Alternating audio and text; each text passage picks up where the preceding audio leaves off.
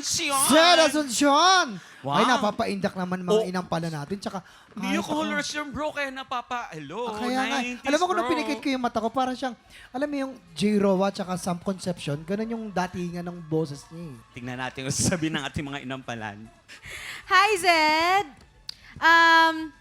Yung quality ng boses mo, para siyang may yung mahangin style, kaya nagkakaroon siya ng parang texture.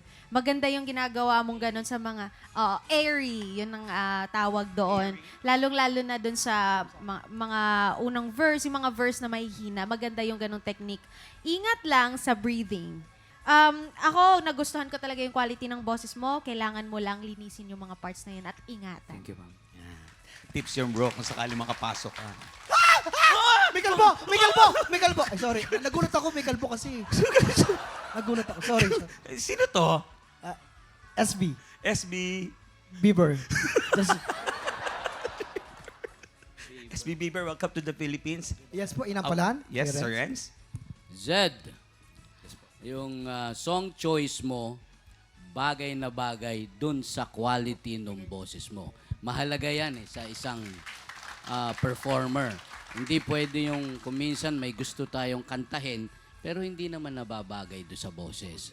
Kailangan yung babagay sa boses mo. Ang napansin ko naman, although yung performance mo, wala akong napansin sa intonation. Ibig sabihin, nasa tono, buong performance.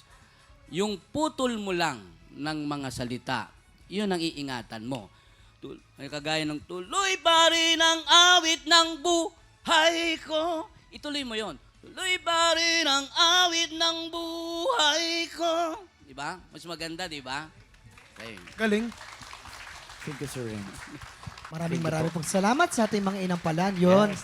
Tandaan mo yung mga sinabi sa iyo ating mga inampalan.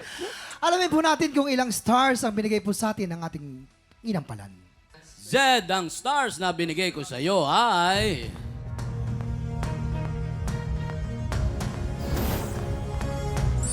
3 stars ang binigay ni Sir 3 Renz. stars! Zed, ito ang stars ko for you.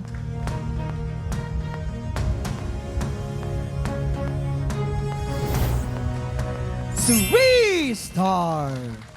Maraming salamat sa ating mga inampalan. Mamaya, malalaman natin kung ilang stars ang binigay sa ni Hana. Ngayon naman, Faith Haley. What's up, yo? What's up, yo? What's up, what's up? Mga ating tropa, ngayong 2026, 100,000 pesos ang pwedeng mauwi ng mga hihiranging kampiyon. Kung ikaw ay 16 to 55-year-old at palaban sa kantahan, sugod na sa ating weekly auditions every Wednesday and Thursday, 1 to 5 p.m. dito sa GMA Studio 6. Go na, tiktropa, mag-audition ka na! Sino kaya ang makakuha ng mas maraming bituin at lalaban sa kampiyon na si Ana Marie Ricafrente? Malalaman natin yan sa pagbabalik ng tanghalan ng kampiyon dito lang sa TikTok Clock! Nagbabalik ang tanghalan ng kampiyon dito sa TikTok Clock. Ang mananalong kampiyon ay mag-uwi ng 10,000 pesos! At habang tuloy-tuloy ang kanyang kampyonato, tuloy-tuloy din ang paglaki ng kanyang cash prize. Nakuha na namin ang overall scores mula sa inampalan. Kilalanin na natin kung sino kina Dinzy at Zed ang aabante sa back-to-back tapatan.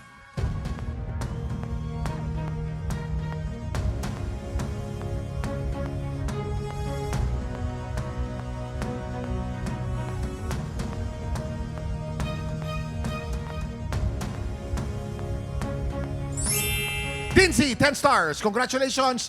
Ikaw ang hahamon sa kampiyon ngayon. Ang kampiyon na si Ana Marie Ricafrente laban sa umahamon na si Denzi Colombano. Heto ang kanilang Back-to-back tapatan!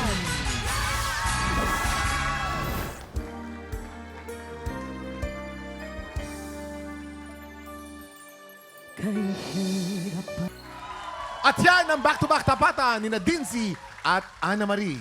Ano kaya ang masasabi ng ating inampalan? Kuya Kim, Faith, alam mo itong dalawang contestant natin today, ang ganda ng timbre nila, parehong magaling, parehong ginamit nila yung mga technique nila, yung mga strengths nila as a singer. Yung nanalo today ay siya yung nagbigay ng pinakaswabing performance at mas pinusuan niya yung song na pinili niya. So good luck sa inyong dalawa. Galing-galing nyo! Maraming salamat. Ito na, mahirap na naman ang Mahirap, desisyon ng sobrang ating galing inampalan. nilang dalawa. Naku. Kilalanin natin ang ating kampiyon ngayon.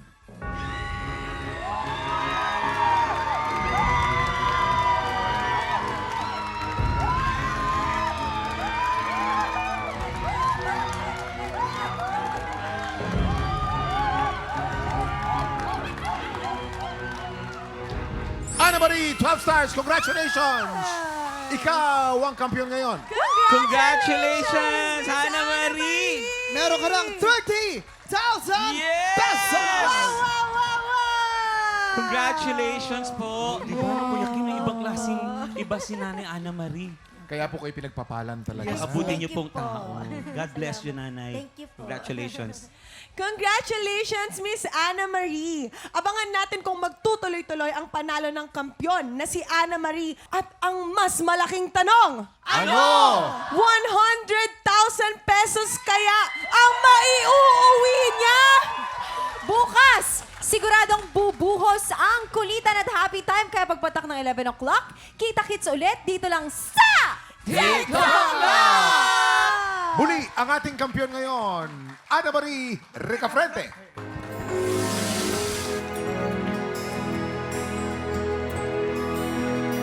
mapasa sa langat.